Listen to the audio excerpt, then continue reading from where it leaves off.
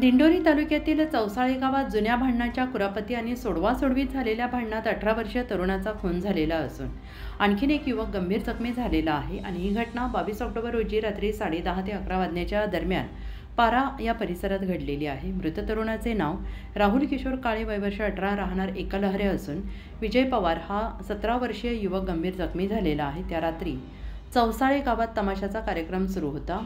गर्दीच्या पार्श्वभूमीवर काही युवकांनी जुन्या वादाची कुरापत काढत वाद सुरू केला आणि हे भांडण सोडवण्यासाठी विशाल पवार पुढे आला असता मला का मारले असा जाब विचारल्याने त्यांच्यात वादावादी झाली। त्याच्यावर कटरने वार करण्यात आला आणि त्याच गटातील राहुल काळे याच्यावरही तीक्ष्ण हत्याराने छाती आणि पाठीवर वार करण्यात आले।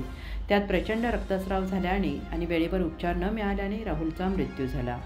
या घटनेची माहिती मिळताच वणी पोलीस ठाण्याचे पोलीस यांनी तात्काळ घटनास्थळी धाव घेतली।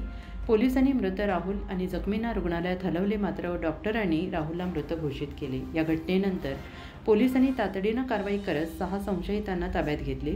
त्यात मोहन लहू पवार, दीपक धनराज गायकवाड, योगेश बाळू गायकवाड, निवृत्ती पोपट चौधरी, 2 अल्पवयीन मुलांचा समावेश आहे। या प्रकरणी मृतक राहुल काळे यांच्या आईच्या फिर्यादीवरून वणी पोलीस ठाण्यात खुनाचा गुन्हा दाखल करण्यात आलेला असून तपास सहाय्यक पोलीस